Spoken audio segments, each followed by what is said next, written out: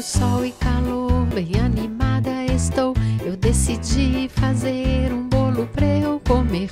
Olhei no armário e vi o que eu precisava ali. Me preparei, então não posso errar a mão. Um bolo fácil de fazer e bem gostoso. Leva ovos e fermento, uma xícara de leite. E tem manteiga, muito queijo e farinha. Bate tudo, leva ao forno e só dê uma espiadinha.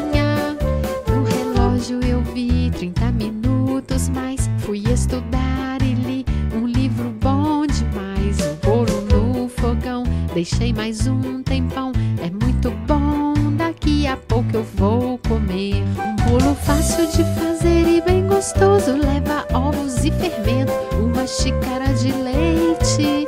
E tem manteiga, muito queijo e farinha. Bate tudo, leve ao forno e só dê uma espiadinha. Depois de meia hora não tinha cheiro não.